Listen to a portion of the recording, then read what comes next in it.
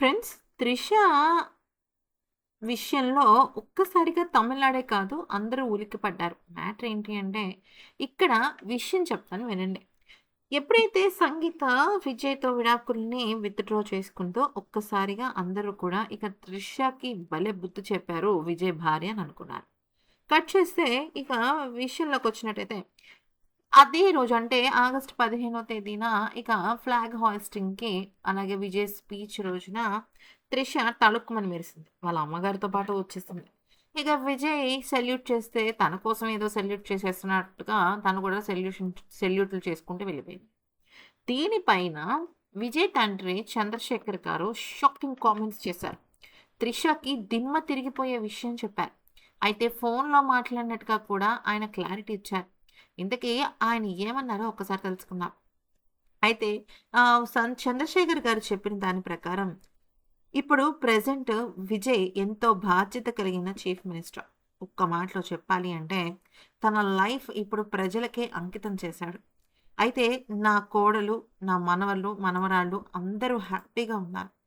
ఇక్కడ నా కోడలు, నా మనవడు, అలాగే నా మనవరాలి ఒక కాన్వొకేషన్‌కి ఎళ్ళడం జరిగిందనమాట. అంటే వాళ్ళ డిగ్రీ ఫెలిస్ట్రేషన్‌కి ఎళ్ళడం అయితే జరిగింది. ఆ సమయంలో వాళ్ళు రాలేని పరిస్థితి వచ్చింది.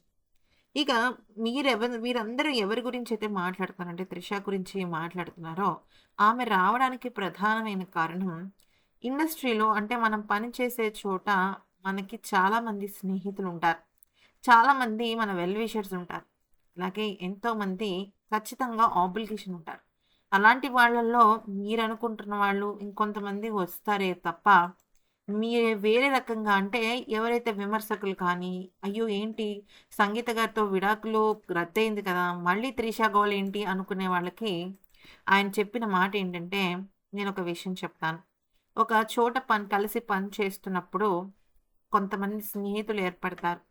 కొంతమంది మన వెల్ విషర్స్‌గా ఉంటారు. అలాంటి వాళ్ళు మనం మనతోనే ఉంటారు. వాళ్ళని పూర్తిగా పక్కకి నెట్టేయడం కరెక్ట్ కాదు. కాకపోతే ఇక్కడ జరిగిన తప్పులో నాకు భాగం ఉంది. ఆ రోజున కనీసం నా కోడలిని నేను ఆపి ఉండుంటే బావుండేది. అలా జరగలేదు. పైగా ఇప్పుడు ప్రెజెంట్ నడుస్తున్న సిట్యుయేషన్ ప్రకారం త్రిష చేస్తున్నది కరెక్ట్ పద్ధతి కాదు. తను ఏదైతే తన మీద వస్తున్నాయి నిందలొస్తున్నాయో వాటిని నిజం చేయటానికి చాలా ఎక్కువగా ఆమె ప్రయత్నిస్తుంది. ఆ రోజున ఆమె నేరుగా వచ్చి పలకరించింది. వాళ్ళ అమ్మగారితో పాటు వచ్చింది. అది చాలా పరమ పవిత్రమైన మన స్వాతంత్ర దినోత్సవం రోజున నేనేం మాట్లాడలేను. అంతమంది ముందు, అన్ని వేల మంది ముందు నా కొడుకు సీఎంగా అక్కడ పదవి తీసుకున్న తర్వాత వచ్చిన మొదటి స్వాతంత్ర దినోత్సవం రోజు నేనేం మాట్లాడాలి?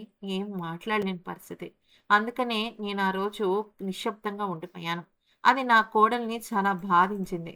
కానీ నేను దానికి క్షమాపణ చెప్తున్నాను. నేను త్రిషతో మాట్లాడాల్సింది మాట్లాడాను.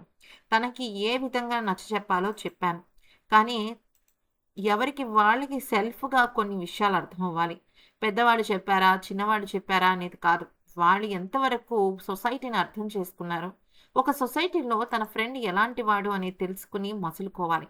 ఆ విషయంలో బహుశా త్రిష ఫెయిల్ అయినట్టు అనిపిస్తోంది అంటూ చెప్పుకొచ్చారు.